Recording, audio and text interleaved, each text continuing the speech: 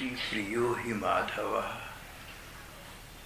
नारद जी का भक्ति सूत्र संख्या 77। सुख दुख इच्छा लाभ आदित्यकम काले प्रतीक्षमाणम क्षाणमपि व्यर्थम न नेयम। ये सूत्र हम कल कर चुके हैं। 78वें सूत्र में कहते हैं अहिंसा सत्य शौच दया आस्तिक्य आदि चरित्राणि परिपालनीयानि। वैष्णव चरित्रों का पालन अवश्य करना। कुछ गुण हैं, कुछ लक्षण हैं जो साधु संतों में पाई जाती हैं और पाई जानी चाहिए। अगर हमारी में नहीं है तो हम उनको विकसित करें। उनके बिना भगवत प्राप्ति असंभव है। नारद जी ने उदाहरण के रूप में 5 लक्षण बतलाई हैं। अहिंसा सत्य शौच दया आस्तिकता, ये 5 गुण नारद जी ने बताई। कहते हैं इन चरित्रों का, इन गुणों का भली भांति पालन करना चाहिए। इनमें प्रमाद न करना, इनमें तुम कतरा न जाना, कहीं छोड़ न बैठना, इनको बीच में भूल न जाना। इनका तो पूरा पूरा पालन करना है।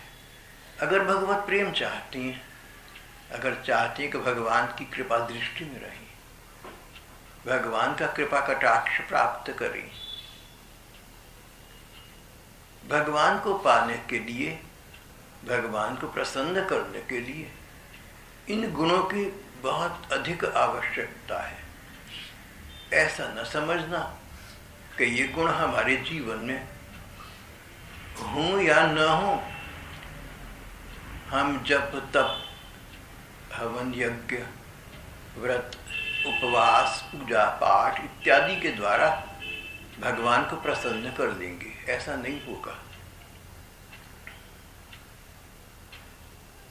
हमारे धर्म के अधिकांश लोग इस बारीकी की बात को नहीं समझ पाते हैं।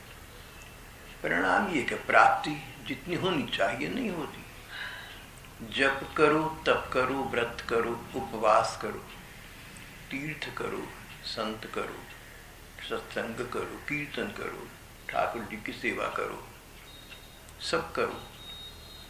लेकिन अगर ये बातें नहीं है ना, अहिंसा सत्य शौच दया और आस्तिकता, तो पूर्ववर्ती बातों का लाभ तुम्हें उतना नहीं हो सकता। इसका एक प्रमाण हम लोग वर्तमान जगत में अपनी आंखों से स्वयं देख रहे हैं। ये सब बातें तो देश में भरी पड़ी हैं। जप करने वाले तो लाखों में देंगे तुम्हें। वृंदावन में तो जिसको देखो हाथ में बाला झूली लिए जप राम राम राम राम राम या कृष्ण कृष्ण। और भी तीर्थों में यही स्थिति है। तो नाम जप करने वाली, व्रत उपवास करने वाली, भूखे मरने वाली करोड़ों है। किसी न किसी बहाने भूखे रहते हैं। तो व्रत जप तप पूजा पाठ, कोई गीता पढ़ लिया है, कोई भागवत, कोई रामायण के नवान कर करके पागल हो रहा है। और नवरात्रों में तो क्या कहनी है। नारद जी का कहना स्पष्ट है, ये सब बातें तुम्हें तभी फल प्रदान करेंगी जब पहले तुम अन्य आचरणों का पालन करोगे। अहिंसा हो यानी किसी का दिल न दुखाओ, तो तुम्हारे जप तप पूजा पाठ सफल बहुत शीघ्र हो जाएंगे। और तुम्हारे द्वारा किसी का दिल दुखता हो, किसी का हानि ह्रास होता हो, तो जब तक पूजा पाठ से वो सुख नहीं मिल सकेगा। कभी मिलेगा लेकिन वर्तमान में नहीं। तो इस प्रकार हम लोग अपने जीवन में जानी अनजानी में, चाहे अनचाही में अनेक अपराध करती रहती हैं। अपराध दूसरों का जिसमें कोई क्षति होती हो, दूसरों का ह्रास होता हो तो उसको अपराध कहती हैं। भगवान के प्रति अपराध बहुत होते हैं लेकिन क्षम्य है। जैसे माँ के प्रति नन्हा मुन्ना अपराध करती तो क्षम्य है।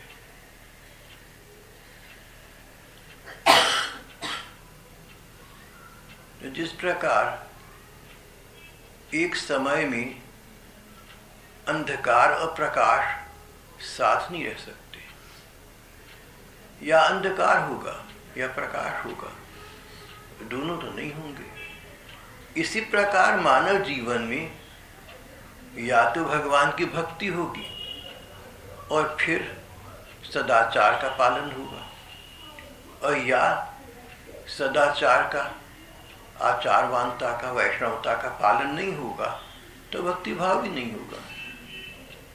ये दोनों साथ साथ रहने वाली वस्तुएं नहीं है, ये कोएग्जिस्ट नहीं करती, कोई सी एक रहेगी। भगवत जनों के लिए यम नियम का ध्यान रखना नितांत अनिवार्य है।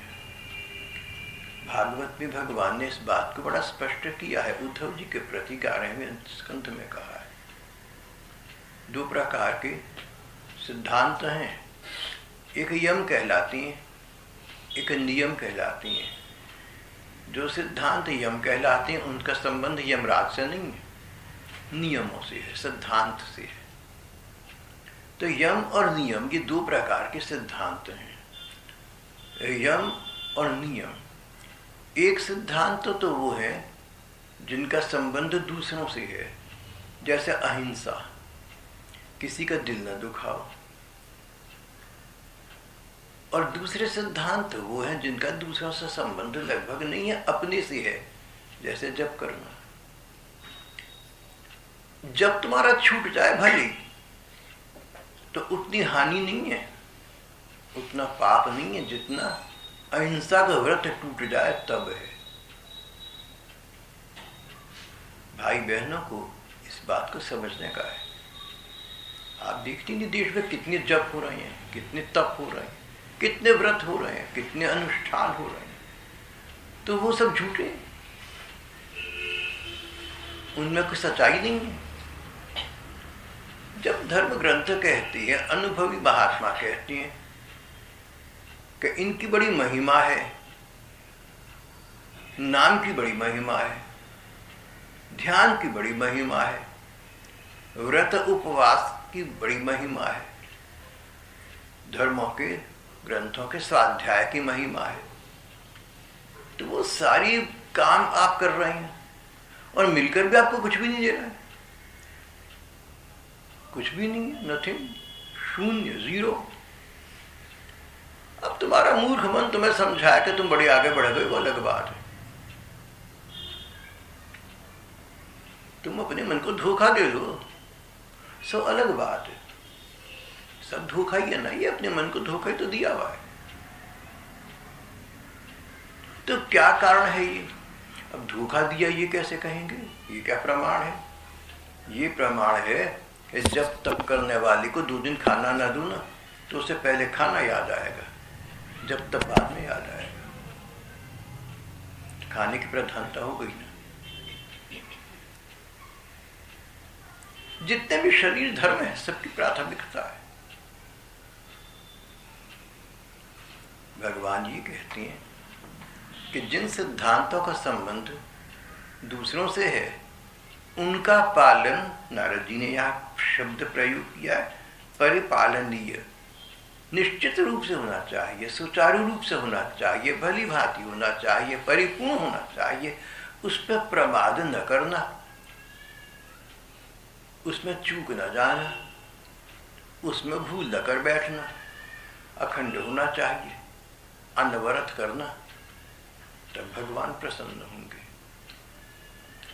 तो अभी अभी आपसे एक उदाहरण की बात चल रही थी। एक सिद्धांत है जिनका संबंध दूसरों से है, जैसे अहिंसा, किसी का दिल न दुखाओ।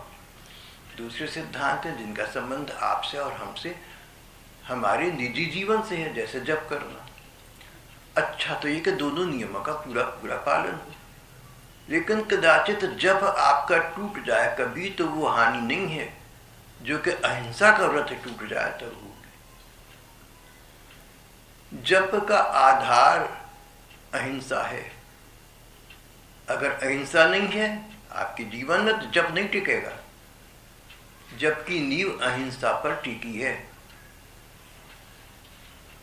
नहीं तो आप सोचिए, आप लोग भी तो जब तप करते हैं, व्रत करते हैं, उपवास करते हो, कहाँ जा रहे हैं? वेयर आर दे गोइंग भाई? क्या कर रहे हो तुम लोग? चलो मेरी बात अलग है, मैं तो कुछ करता नहीं, लेकिन आप लोग तो कर रहे हैं ना, जप करते हैं, तप करते हैं, व्रत करते हैं, उपवास करते हैं, पाठ करते हैं, वो कहाँ जा रहा है सारा? एक बार भगवान का नाम लो तो ये हो जाता है, और तुम सारा दिन रटते रहते, कुछ भी नहीं होता। कहाँ जा रहा है नाम जप? कहाँ जा रहा है पूजा पाठ? कहीं आपके द्वारा दूसरों के प्रति कोई अनजानी में, अनचाही में अपराध तो नहीं बन रहा है? होता होगा ना, तभी तो लाभ नहीं हो रहा है। देखो, या तो नाम जप की महिमा बताई गई ना, वो झूठी है। शिव जी कहते हैं कि नाम का जप पार्वती तो संसार से बेड़ा पार हो जाए। राम रामीति रामीति मनोरामी, राम रामीति रामीति रमे रामी मनोरमी, सहस्त्र नाम तत्तुल्यम श्री राम नाम वरानने। कलयुग केवल नाम अधारा, सुमरे सुमरि नर उतरहि पारा। उल्टा नाम जपत जग जाना, बाल्मीक भय ब्रह्म समाना। तो तुम और मैं ब्रह्म समान छोड़ो, क्या कहूंगे हम? किसके समान भी? हम तो किसी के समान भी नहीं हो सके आज तक। ब्रह्म समान होता तो दूर रहा। तो या तो नाम जप की महिमा झूठी है, और या हम झूठे, भगवान नहीं मिल रहे हैं। तो या तो भगवान में कमी है, या हमारे में कमी है। तो कहीं कमी तो होगी ना।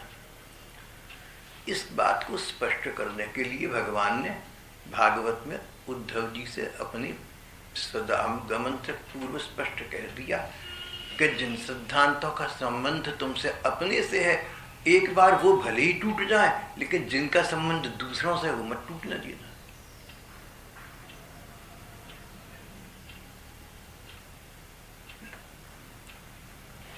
कईयों ने मुझसे कहा, एक बार बात चली, अब भी कई कहते हैं, आप भी कई सोचते होंगे।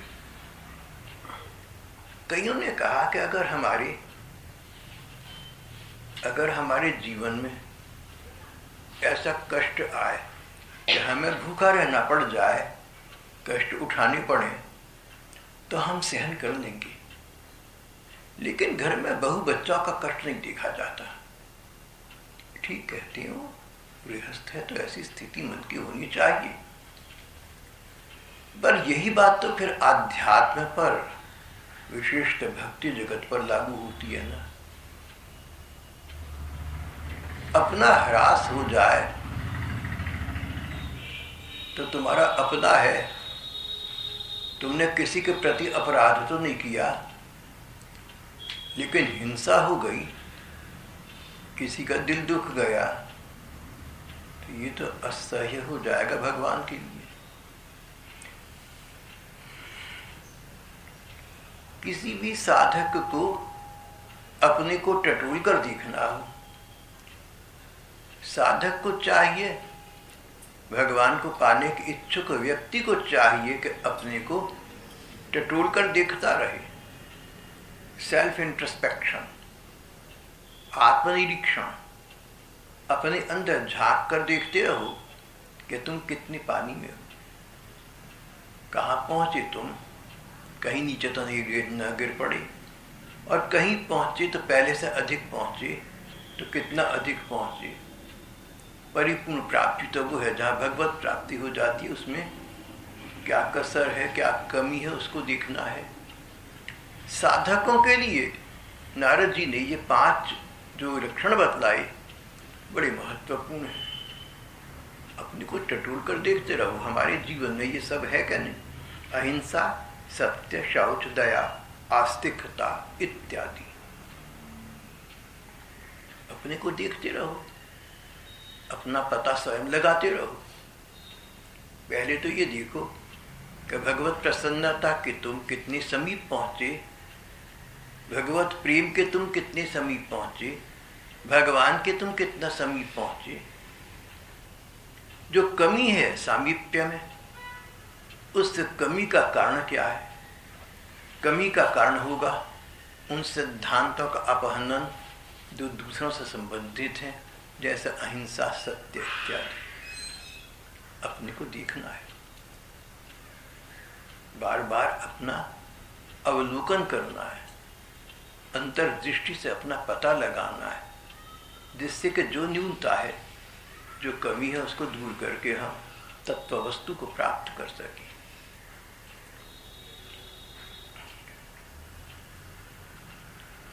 अहिंसा, सत्य, शौच, दया और आस्तिकता आदि आदि और भी अनेक लक्षण हैं, लेकिन ये 5 तो प्रधान है जिनका देवर्षि ने उदाहरण दिया है। कहीं कहीं हमारे द्वारा किसी का दिल दुखे और हम विवश होकर दुख न दें, ऐसा हो सकता है। अपवाद, एक्सेप्शन।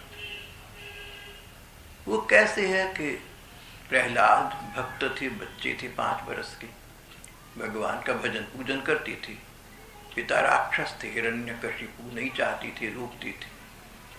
प्रहलाद उनका सम्मान रखते थे, लेकिन उनकी अवज्ञा करके भगवान की पूजा पाठ करते थे।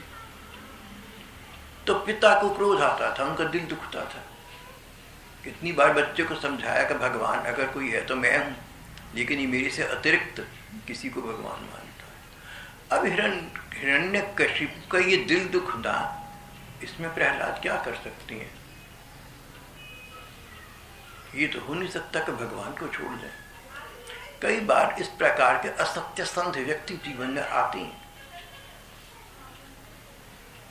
विभीषण भैया रावण को समझाया, राम भगवान है, उनका आदर रखो, सीता माता को वापस कर दो, किसी की पत्नी का हरण करके उठा लाना उचित नहीं है। ऐसा बहुत समझाया, लेकिन रावण नहीं माना, नहीं समझ सका। विभीषण उसको छोड़कर राम जी के चरणों में आ गए। रावण को बड़ा क्रोध आया, उसका दिल दुखा। विभीषण क्या कर सकते हैं? आप देखिए, जो उदाहरण दिए ना हमने आपको, प्रहलाद का उदाहरण दिया, विभीषण जी का उदाहरण दिया, ये उदाहरण वो हैं जहां भगवान के लिए इन्होंने किसी की अवज्ञा की है, भगवान के लिए की, अपने लिए नहीं। जिन लोगों ने भगवत प्रेम के मार्ग में बाधा डाली, समझाने पर समझ न सके, उनकी इच्छा के प्रति भूल जाना पड़ा। ये साम्राज्य भगवान का आरंभ हो गया। ये संसार नहीं है, ये प्राकृत जगत नहीं है, ये हम लोगों की दुनिया नहीं है, तो भगवान की दुनिया है। इसका निर्णय तो भगवान के हाथ में है। संसार में अगर ऐसे लोग मिलें जो आपको भगवान के पथ पर चलने से रोकें, आपके समझाने पर समझे नहीं, तो 2 उपाय हैं। या तो भक्ति पथ को छोड़ दें, या उनकी बात को न माने। धर्म ग्रंथ कहते हैं उनकी बात को न मानो, भगवत पथ पर चलो। ये एक अपवाद है। तो गोसाई तुलसीदास जी महाराज ने ऐसा कहते हैं कि मीरा जी को ये सलाह दी थी, जाके प्रिय न राम वै देही, तजिए ताही कोट वैरी सम, यद्यपि परम सनेही। जिसको भगवान अच्छे न लगते हो, जो भगवान को न मानता हो, उसको त्याग देना, चाहे कितना भी इष्ट मित्र क्यों ना हो। तजिए ताही कोट बैरी सम, उसको अपना बैरी समझना। बैरी वो जो आपका बुरा करे।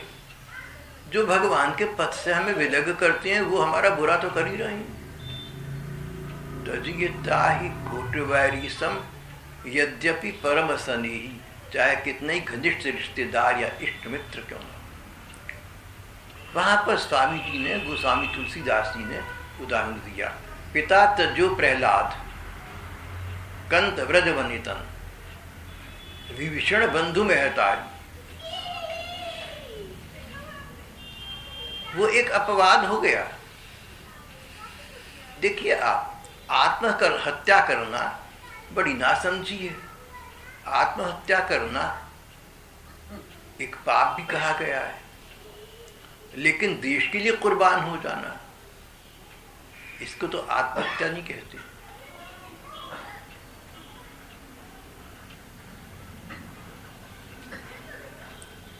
भगत सिंह शहीद हो गए, गुरु गोविंद सिंह के बच्चे, उन्होंने मृत्यु को स्वीकार कर लिया। और बहुत उदाहरण है जिन्होंने मानव जाति के भले के लिए, दूसरों के भले के लिए अपना जीवन न्यौछावर कर दिया, उनको हम आत्महत्या करने वाला तो नहीं कहते, वो तो देश के भले में कर रहे हैं।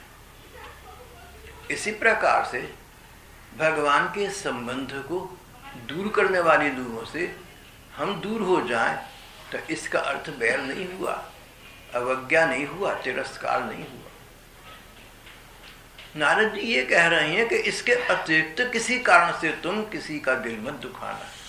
अहिंसा, अहिंसा, किसी का दिल दुखाना। अब देख लो, अपने मन में सोच लो स्वयं कि तुम्हारे द्वारा, हमारे द्वारा किसी का दिल तो नहीं दुखता।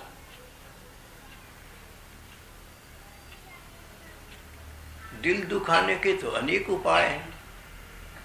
किसी का अपमान करा, किसी का हम अपमान करें, उसकी निंदा करें, उसको भला बुरा कहें, किसी की भर्त्सना करें, किसी का तिरस्कार करें, तो ये तो दिल दुखाने वाली बात हो ही गई। और ऊपर से ऐसा न करें, लेकिन वाणी हमारी बताए ऊपर से ऐसा न करें, वाणी से न करें, लेकिन हम मन से दूसरे का तिरस्कार करें। मन से हमारी जिह्वा न बोली, लेकिन आंखें बोल पड़ी, चेहरा बोल पड़ा। मैं कई बहनों को दिखता हूँ, कई भाइयों को दिखता हूँ, पहचान चाहता हूँ कि इनके मन में कोई रिजर्वेशन है, इनके मन में कोई संकोच है, इनके मन में कोई विकृति है, कोई बुरा मन आई है। अब कहते तो नहीं, क्योंकि कहना नहीं चाहते। मन कहता है कि भाई किसी को बुरा भला मत कहो, लेकिन मन में मान लिया किसी को बुरा, मन में सोच लिया, तो चेहरे पर आ जाता है, निगाह में आ जाता है, पता चल जाता है, भले तुम मने करो। और मान लो कि तुम इतने चतुर बन जाओ कि तुम्हारे चेहरे से भी ना दिखे, निगाह से भी ना दिखे, तो अंतर्यामी तो जानते हैं ना, उनको तो धोखा नहीं दे सकेंगे।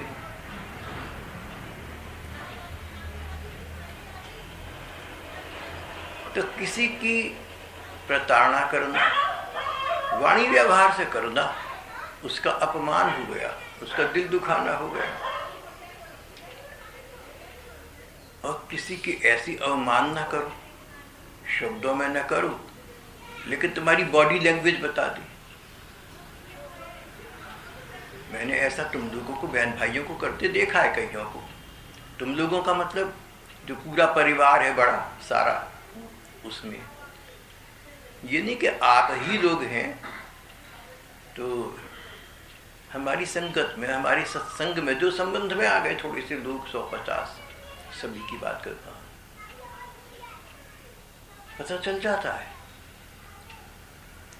अगर आपके मन में किसी व्यक्ति को लेकर विकार है तो चौथाई क्षण से कम में पता चल जाता है कि विकार है।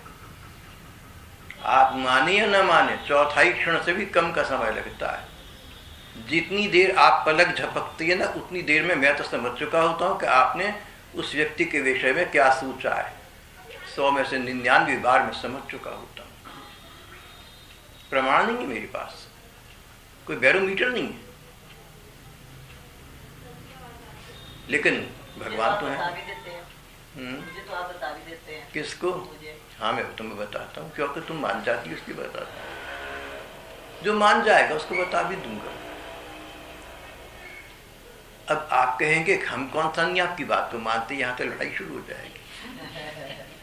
क्या हम कौन सा नहीं मानते? देखो, मानने का मतलब होता है कि मैंने आपसे कहा कि मुझे लगता है कि तुम्हारे मन में फला के बारे में ये विकार आया। आपने कहा अच्छा, तो आप कहते हैं तो आया होगा, भाई साहब क्या इलाज है? ये इलाज, अच्छा जी ठीक है। और दूसरा बोले हमारे मन में तो नहीं विकार आया, हमने उदाहरण दिए आपको, आपने कही उदाहरण तो ठीक नहीं है, हमारे मन में तो कुछ भी नहीं है। तो देखिए फिर मैं क्या कर सकता हूँ? फिर तो मुझे यही कहना पड़ेगा कि अच्छा ठीक है, नहीं होगा। मेरा आपका संबंध तो विशुद्ध अध्यात्म का है, भगवान नाम का है। संगत का क्या मतलब, सत्संग का क्या मतलब? सत भगवान, मेरे आपके बीच में भगवान है, ये संबंध है। जैसे बहन बहन के बीच में माता पिता है, बहन भाई के बीच में माता पिता है, भाई भाई के बीच में माता पिता है। भाई भाई भाई तो तभी है ना जब हमारे माता पिता एक थे, तो हम भाई बहन हो गए। तो जिस प्रकार भाई बहनों के बीच में माता पिता है, इस प्रकार आपके और मेरे बीच में भगवान है। अगर माता पिता एक नहीं है तो फिर भाई बहन किस बात की होगी? अगर मेरे आपके बीच में भगवान नहीं है तो हमारा नाता तो समाप्ति हो गया। कईयों ने मुझसे नाता समाप्त कर दिया, मैंने उनके मन के प्रतिकूल बात कही, भगवत पद के प्रतिकूल थे ऐसा समझा, उनको कहा, उनको अच्छा नहीं लगा, तो धीरे धीरे मुझे छोड़कर चले गए।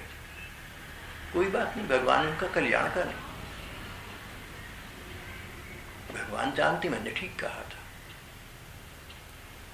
अगर आप यहाँ इस मंच पर मुझे बिठाकर मेरे से पूछते हैं, मेरे से सुनते हैं, गीता भागवत धर्म ग्रंथ सुनते हैं, तो मेरा ये कर्तव्य बन जाता है, मेरा ये अधिकार बन जाता है कि कहीं आप में भगवान की दृष्टि से, आध्यात्मिक दृष्टि से कोई न्यूनता देखूं तो आपसे कह दूं, भले ही वो न्यूनता स्वयं मुझ में हो।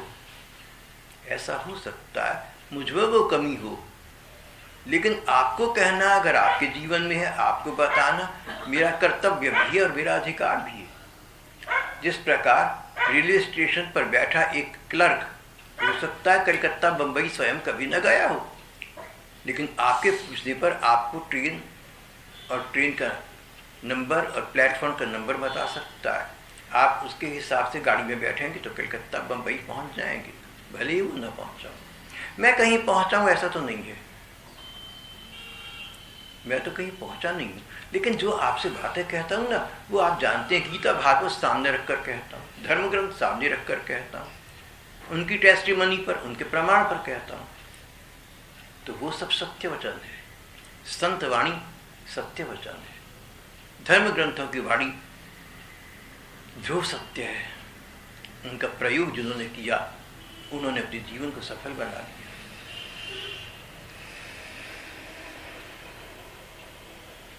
मुझे तो लगता है सबसे बड़ी विकृति हमारे मन की यही है कि किसी के विषय में हमारे मन में कोई विकार आ जाए, विकार, अप्रिय बात आ जाए।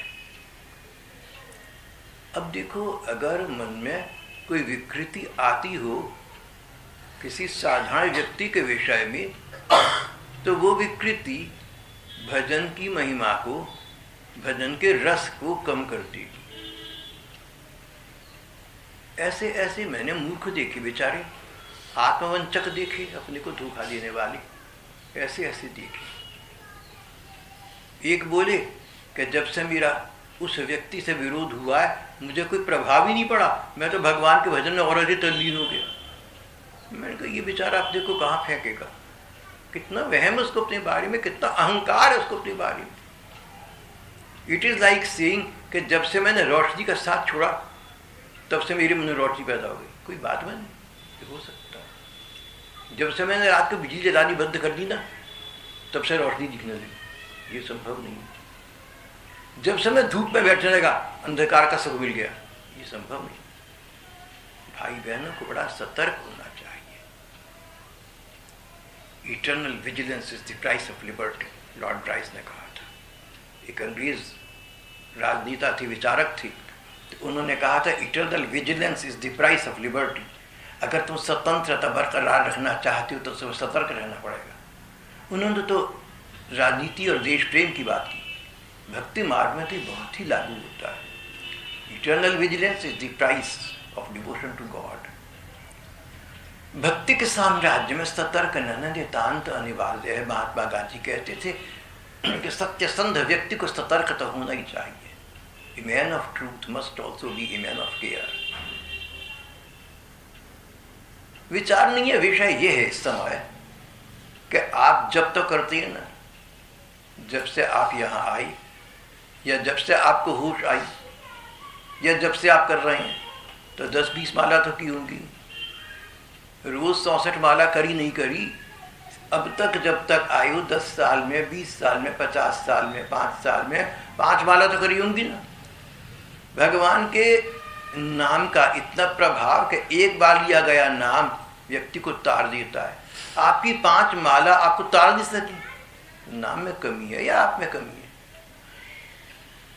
ये विचारणीय विषय है. कहाँ कमी है, कहाँ चूक गए हम?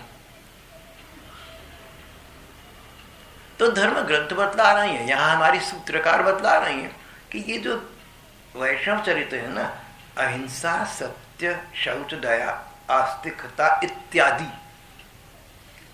अगर इनको जीवन में निभाओगे, इनको जीवन में पूरा पूरा लाओगे, तभी लाभ है. इनमें न्यूनाधिकता नहीं होती. कुछ तो है, कुछ नहीं है, और हो जाएगा. जब तक पूरा नहीं हो जाएगा, जब तक इन आचारों का पूरा पालन नहीं होगा, तब तक भगवत प्रेम, भगवत प्रसन्नता, भगवत प्राप्ति समीप नहीं हो सकते. अपने विचार को, अपने मन को, अपने चिंतन को देखना नितांत अनिवार्य है, बहुत जरूरी है. उसके बिना गुजारा ही नहीं है. अहिंसा, नारद जी ने कहा, किसी का दिल तुम्हारे द्वारा ना दुखे. बड़ी बड़ी कथाएं विचित्र आती हैं इस विषय में. एक साधु था, यमुना जी के किनारे आंखें मीच कर भगवान की लीलाएं दिखा करता, प्रसन्न रहता था. कोई लेना देना किसी से नहीं, साधु आदमी. एक बार उसने लीला, आंखें मीच के लीला दिख रहा था कि एक बगीचे में राधा कृष्ण, राधा जी आई और एक फूल तोड़ना चाह रही है. उच्च की फूल तोड़ने के लिए तोड़ा न गया.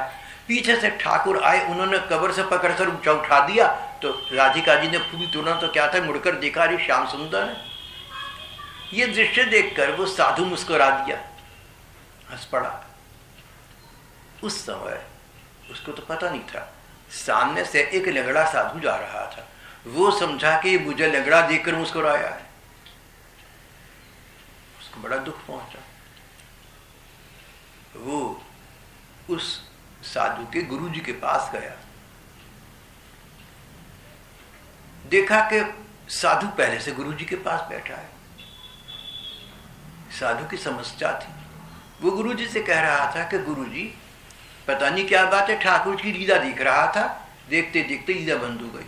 बोले तेरे से इसके दिल दुखा होगा. बोला किसी का भी नहीं, मैं तो लेना देना है ही नहीं किसी से. बोले भैया कुछ जाने अनजाने में. इतने में ये लंगड़ा आ गया. बोला कैसे नहीं दुखा, मुझे देखकर खिल्ली उड़ाई इसने मेरी, मेरा अपमान हुआ, मेरे दिल को ठेस पहुंची. साधु बोला कि मैं तो राधा जी को देख रहा था कि ठाकुर उठाकर फूल तोड़वा रहे हैं, ये देखकर हंसा था. गुरुदेव ने उसी समय आज्ञा दी. बोले भैया देखा तुमने, अनजानी में किया गया अपराध, अनजानी में, अनचाहे में किया गया अपराध तो था नहीं, लेकिन दिल तो दुखा ना किसी का. तो ये प्रश्न उठा कि जब उस साधु को पता ही नहीं, ना तो नियत है दिल दुखाने की, ना उसको पता है, ना वो जानता है, ना वो चाहता है, तो फिर ये क्यों माना गया कि उसके द्वारा अपराध हुआ, उसका लीला दर्शन रुक गया? क्योंकि यहाँ पर ये जो प्रेम बहन बैठी है, इसने कहा इसलिए कि जिसके द्वारा दिल दुखा गया, दिल दुखाने के उसमें कुछ संस्कार थे. ये लड़की छोटी थी तब जिसने ये बात कही, बिल्कुल ठीक बात की. मैंने यही उत्तर दिया था जब वृंदावन वालों ने मुझसे पूछा था. अगर हमारे द्वारा अनजाने में और अनचाहे में किसी का दिल दुखता है, इसका मतलब दिल दुखाने के संस्कार वो जम्स हमारे अंदर हैं. इसीलिए सतर्कता की आवश्यकता है. नहीं तो क्यों दिल दुखेगा किसी का? आम दुनिया के पैमाने से देखो तो बात अलग है. राजनीति की दृष्टि से देखो सरकारों के हिसाब से देखो, कचहरी कोर्ट के हिसाब से देखो, तो बात यहाँ कुछ भी नहीं बनती। लेकिन हमारा दृष्टिकोण जो भक्ति मार्गी है, उनका दृष्टिकोण अध्यात्म का दृष्टिकोण है। सरल शब्दों में कोर्ट कचहरी ये तो नहीं मानती कि पहले कोई जन्म हुआ था और बाद में कोई जन्म होगा, वो तो वर्तमान जन्म में मानती है। एक आदमी ने चोरी करी, पकड़ा गया, उसको सजा मिल गई। जिसके घर चोरी करी, इसने पिछले जन्म में इसके घर डाका मारा था, इसलिए इसने चोरी करी। कानून तो नहीं ना इस बात को मानेगा। लेकिन अध्यात्म बतलाता है, परमार्थ पथ बतलाता है, वेदांत बतलाता है, धर्म ग्रंथ बतलाती है। तो हमारे जो धर्म ग्रंथ हैं, हमारा जो धर्म है, मानव मात्र का जो धर्म है, वो वर्तमान में सीमित नहीं रहता। उसका संबंध अतीत से भी है और उसका संबंध आने वाले सुदूर भविष्य से भी है, पिछले जन्मों से भी है, जो जन्म आगे कभी होंगे उनसे भी है, इस लोक से भी और परलोक से भी है। इसलिए अध्यात्म का जगत बहुत व्यापक है और ये त्रिकाल सत्य है।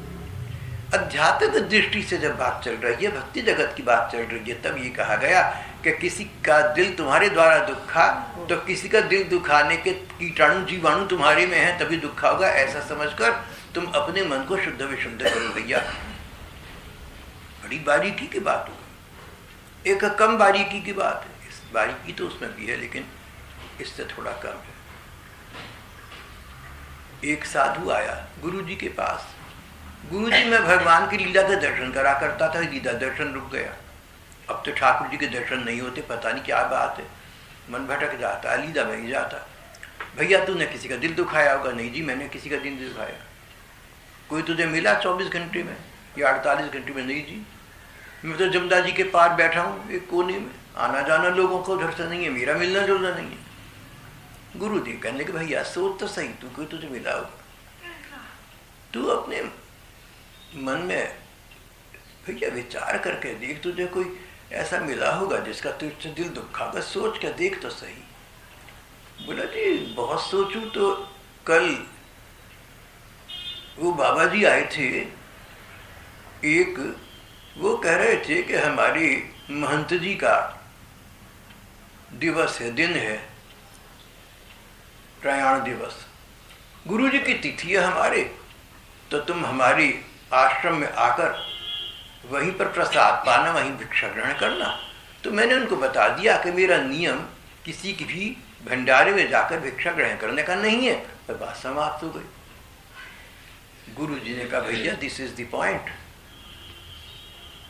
उस व्यक्ति को तुमने तो बात ठीक करी, किसी भंडारे में भिक्षा करने का, खाना खाने का मेरा नियम नहीं है। तुमने ठीक कहा, होना चाहिए नियम ये, भंडारों का खाना नहीं खाना चाहिए, प्रसाद रूप में थोड़ा सा चाहे ले लो। भंडार में ना जाने कैसे कैसे लोग पैसा लगाते हैं, बड़े बड़े सेठ लोग जैसा तैसा गलत कमाया पैसा भी लगा देते हैं। जब तक ये पता ना हो आपको कि भंडारे में जो पैसा लगा है वो शुद्ध है, तब तक भंडारों का अन्न न खाने का शास्त्र का विधान है। तो गुरुदेव कहने लगे कि भैया जब तूने ये कहा कि मैं भंडारों का अन्न नहीं खाता, तो अनजाने में, अनचाहे में, प्रकारांतर से, एक प्रकार से तूने उस बाबा जी को ये बताया कि तुम्हारे गुरु जी हो या जो भी हो, मैं तो नहीं खाता। उनको ये बुरा लगा कि इसके मन में मेरे गुरु जी के लिए इतना आदर नहीं है कि ये आ जाता। जो कई शिष्य होते हैं अच्छे श्रद्धालु, उनको अपने अपमान को सहन करने की शक्ति होती है, पर गुरुदेव के अपमान को नहीं सहन कर पाते। हमारे गुरुजी बोले कि उस साधु बाबा को ये बुरा लगा कि तूने एक प्रकार से उसके गुरुजी की तिरस्कार कर दिया, भर्त्सना कर दी कि मैं तो भंडारों में नहीं खाता।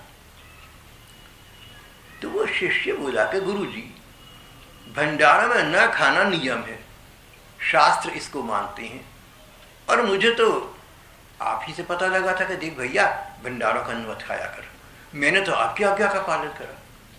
बोले आज्ञा का पालन तो करा, लेकिन दूसरे का दिल दुख गया। जब मैंने तुझे ये आज्ञा दी कि भंडारों का अन्न मत खाइयो, अगर ये मैंने 1 यूनिट आज्ञा दी तो 100 यूनिट आज्ञा ये भी तो दी कि दिल ना, किसी का दुख है, किसी का दिल ना दुखा देना। और अपने से छोटों का दिल बिल्कुल ना दुखाना, बड़ों का दिल नहीं दुखाना चाहिए, ये तो सभी जानते हैं।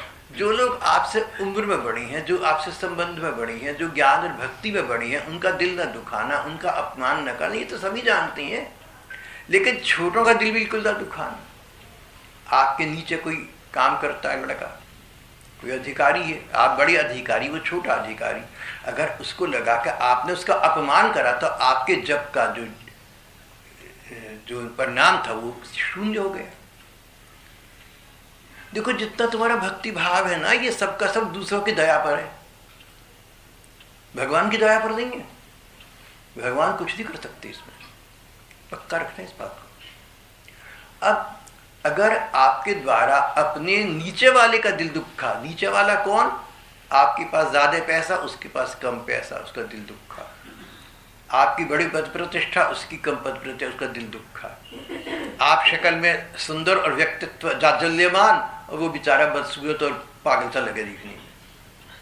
आप सुशिक्षित, वो अशिक्षित, आप पढ़े लिखे, वो अपठित।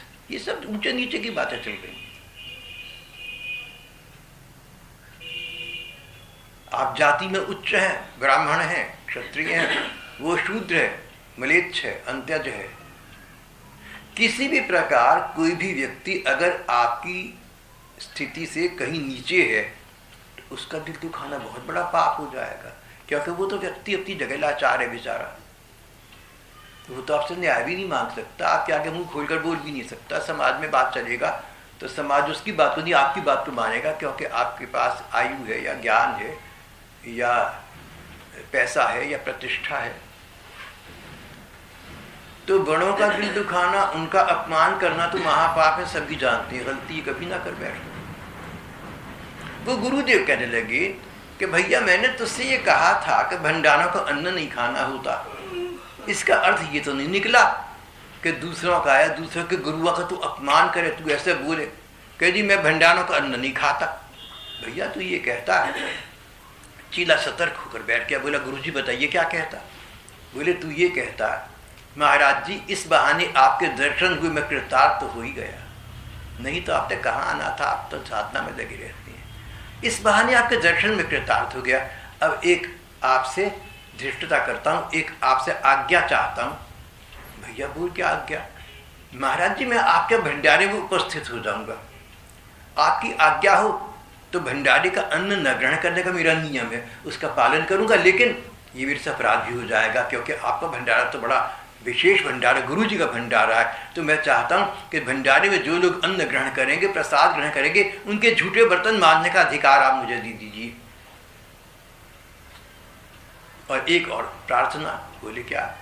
गुरु जी का कोई लीरा, कोई कपड़ा, कोई लीरा, कोई फटा कपड़ा, कोई छोटी मोटी चीज मुझे प्रसाद के रूप में प्रदान कर देता, मैं गुरु जी का प्रसाद प्राप्त करना चाहता हूँ। कौन बुरा मानेगा? अन्न तो खाया नहीं, वहां जाकर सेवा भी कर दी। प्रार्थना तमीज से बोले।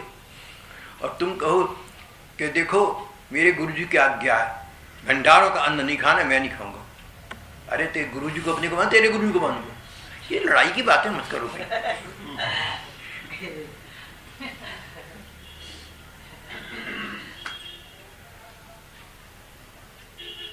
ठीक है, जब सब हंसी पड़ी है तब आज पाठ को यहाँ विश्राम दे देते।